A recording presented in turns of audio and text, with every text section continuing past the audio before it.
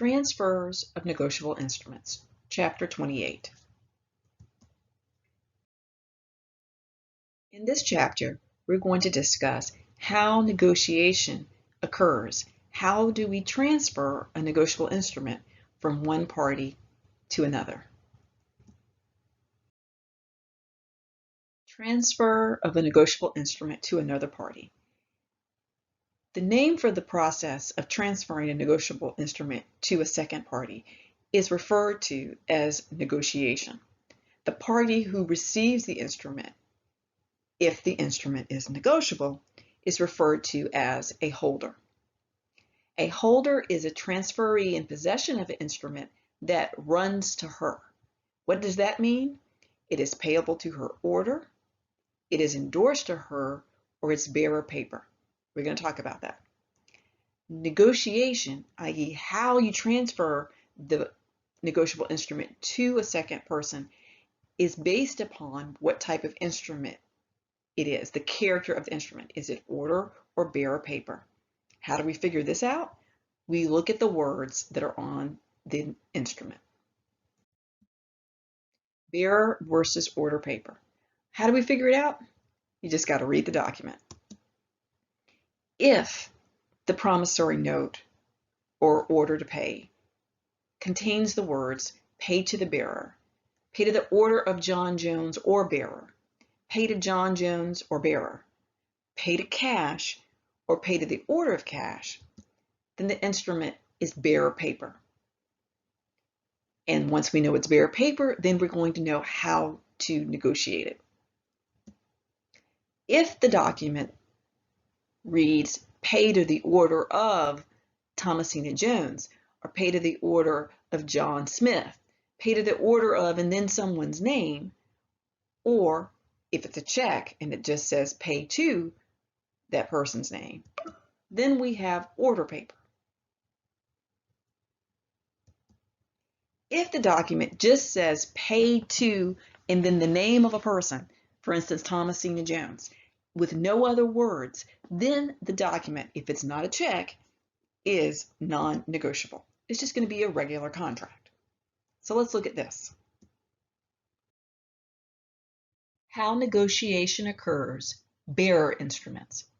If the instrument is on bearer paper, it can be negotiated by simple delivery, handing it from one person to the next. How would we know if it's bearer paper? Because we are going to read our instrument. In our previous slide, we had examples. If we're looking at a order to pay that says pay to the order of John Jones or bearer, because of that language with the bearer there, we would know that we were dealing with bearer paper. If you got a negotiable instrument that's on bearer paper, you negotiate it by simply delivering it to the other party.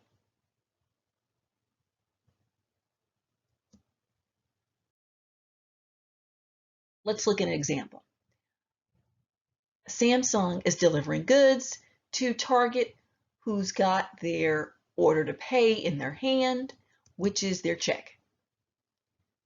Negotiation has occurred in this example because all Target has to do to negotiate order paper that is a bearer instrument is to give it to Samsung.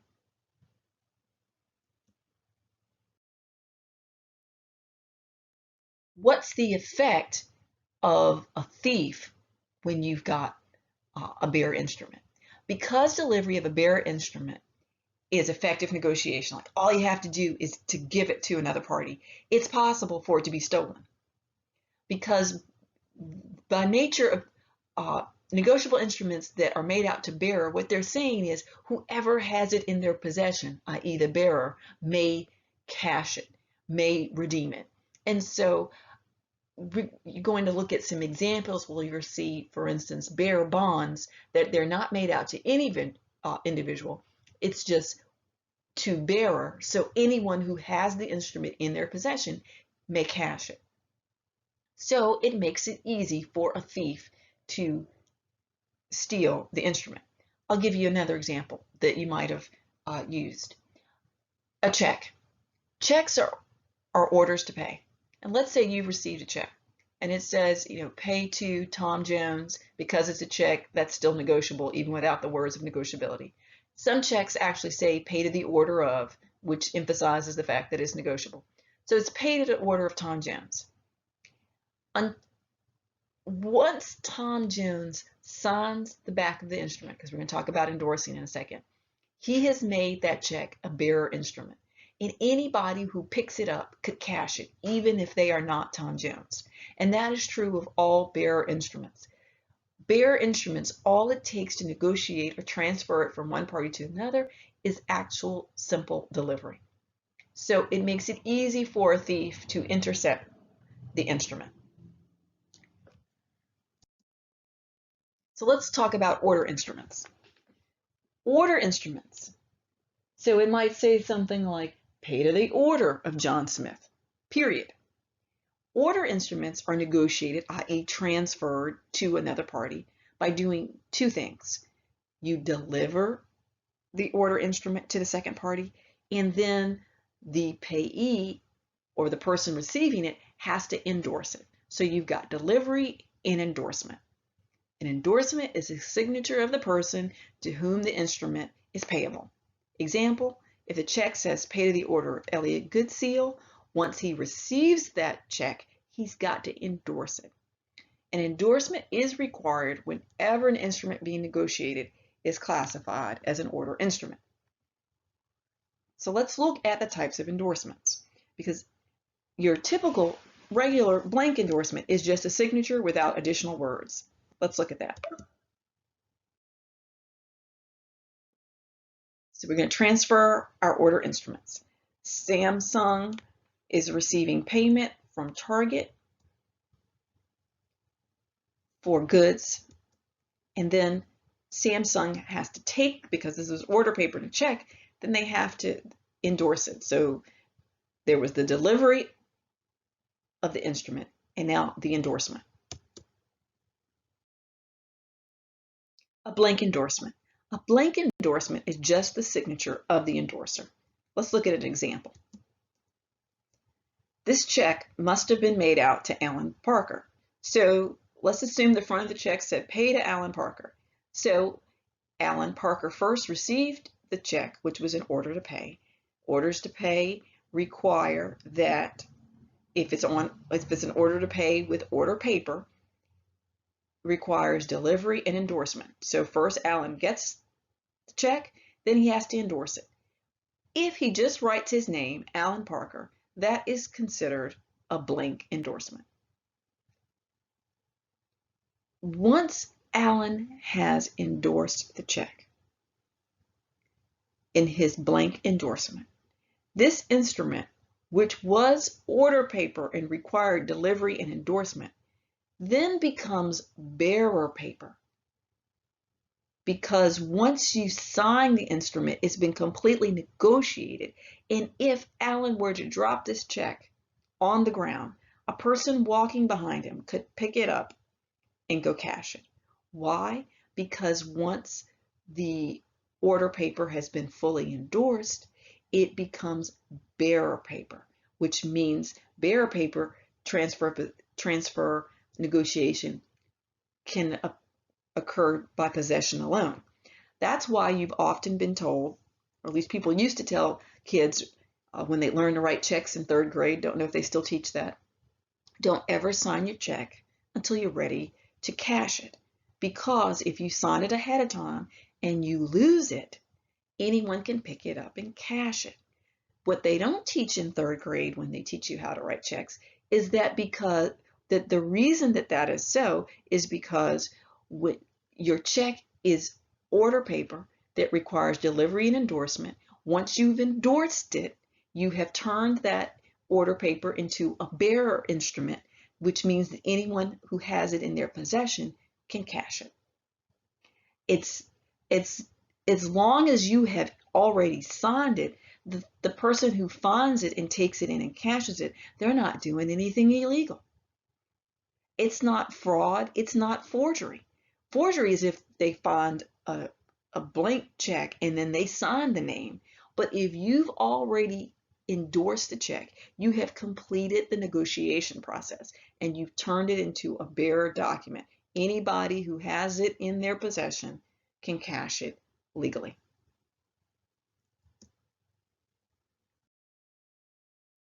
A special endorsement.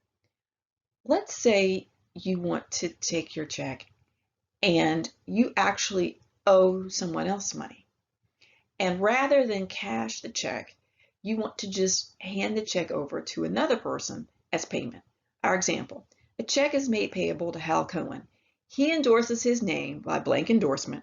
Remember, that's what you call when you just write your name on the back of the check because you're the payee. That's called a blank endorsement.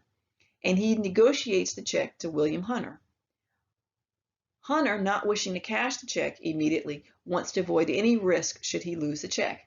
He therefore writes, "Pay to William Hunter," above Cohen's blank endorsement, like so.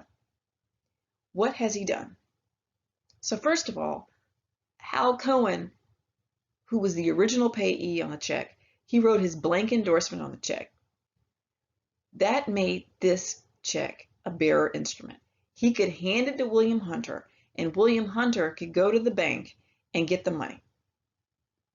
No questions asked. And he could use that money for whatever he wants. But William knows that it's a bearer instrument and he doesn't want to run the risk that he might lose it and somebody take it. So he can make it a special endorsement. When you put the words "pay to William Hunter," what that did was take it out of being a bearer instrument and puts this restriction that now the payment may only go to William Hunter specifically. Essentially, it makes it no longer negotiable. At least it can't be negotiated to anyone other than William Hunter. This is a way of restricting whom can cash it.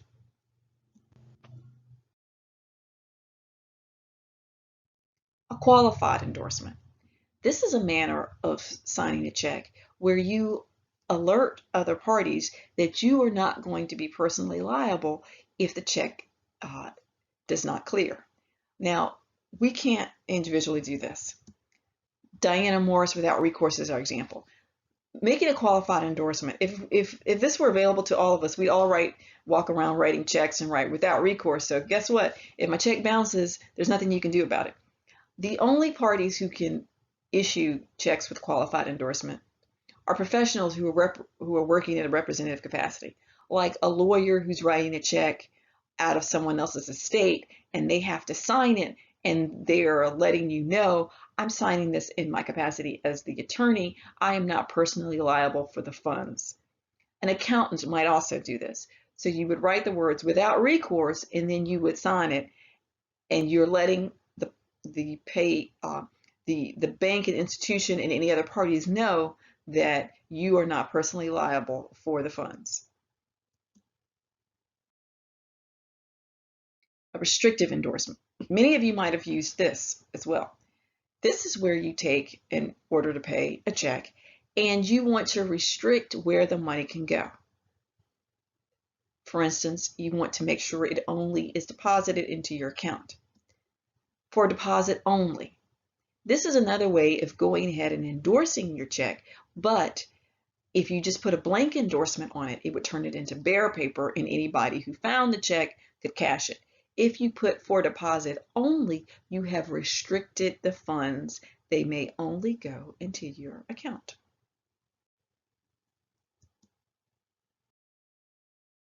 We also have special endorsement situations. A bank may supply missing endorsement in certain situations. They have the power to do that. And then we also have a situation where you might have multiple endorsements. If a check is written out to multiple payees, John and Jacqueline Smith, the presence of the "and" in the payee listing would require that both parties endorse the check. They each would need to put, for instance, their blank endorsement. If the check is written to alternative payees, A or B, John or Jacqueline Smith, so paid to the order of John or Jacqueline Smith, then that means the instrument can be endorsed by either party.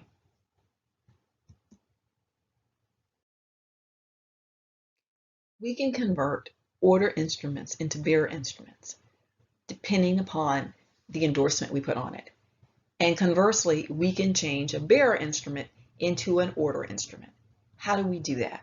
First of all, recall how you negotiate an instrument depends upon the character of the instrument. Is it order paper or bearer paper?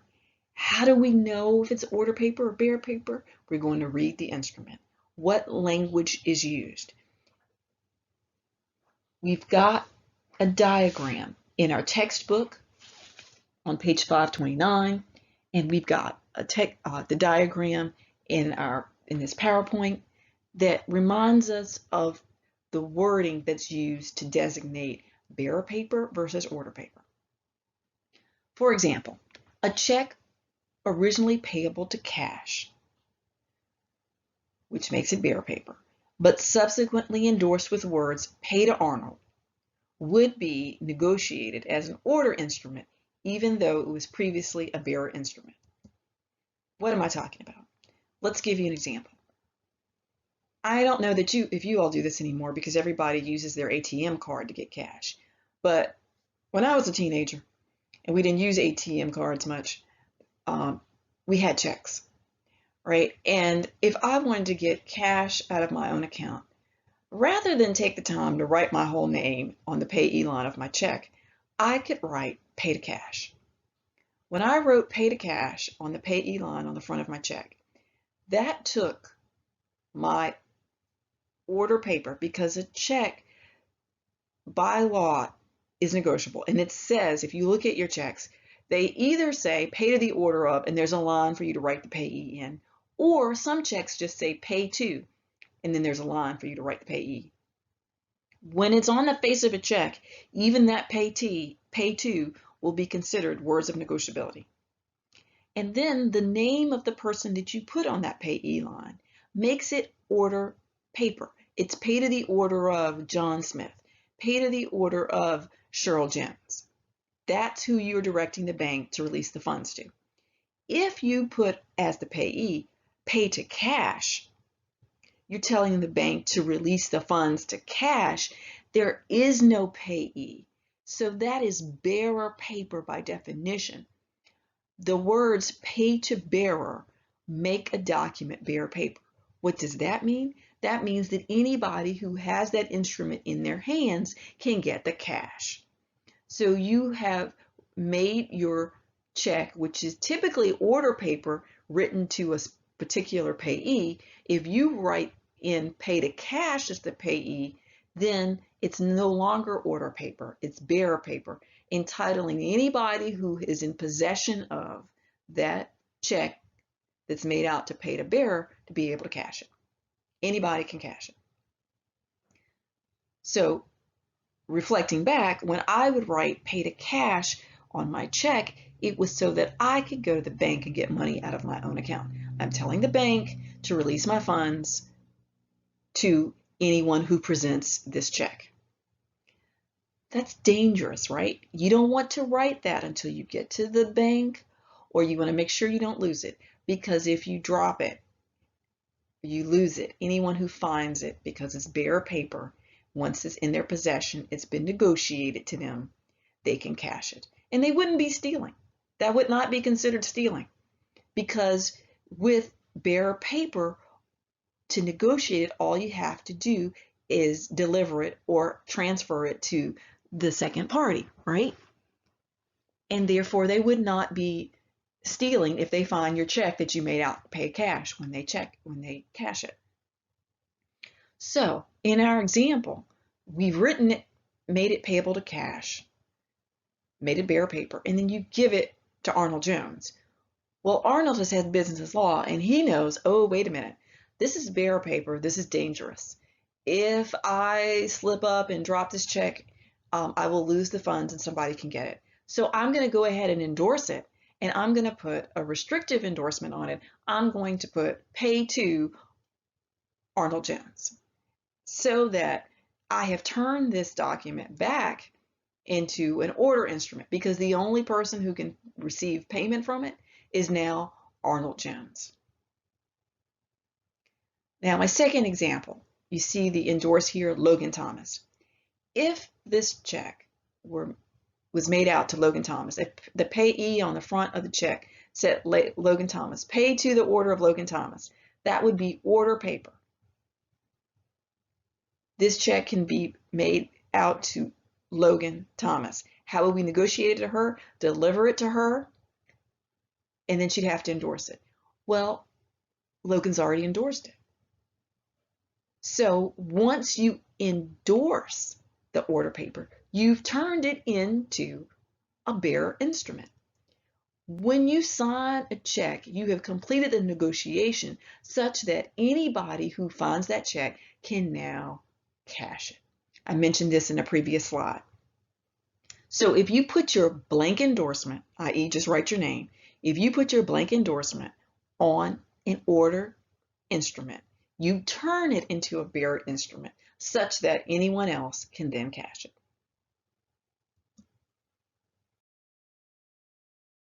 What are some potential problems in negotiation? Well, one is forgery. You can have an issue where someone forges another person's endorsement. If that can be proven, then the unauthorized endorsement is not valid, and we may be able to undo the transaction. Then we also have the issue of lost instruments. Whether or not you're going to receive payment on the lost instrument depends on who is demanding the payment and whether the instrument was order or bearer paper at the time of the loss. Again, how do we know if it's order or bearer paper? We're going to read it and see. If it says pay to the order of, that's going to be order paper. If bearer is on this instrument in any form or fashion, or if it's an order instrument that has already been endorsed, we're going to be looking at bearer paper. Order instrument. If the instrument is lost, the finder does not become the holder, and they cannot claim the payment because the instrument has not been endorsed and delivered. So if you've got a check made payable to Arnold Jones, and Arnold has not endorsed it. If he loses his unsigned check, then if someone finds it, they can't cash it. Then if they write Arnold's name in it, that would be forgery. So you've got more protection with an order instrument. If you got a bearer instrument and it's lost, the finder, as the possessor of the instrument, is the holder, and they can get the payment, which is the example that I've given now at least a couple times. If you go ahead and put your blank endorsement on a check, order paper, you've turned it into a bearer instrument, and if somebody finds that instrument, they can cash it and they can get the money, and that's not illegal.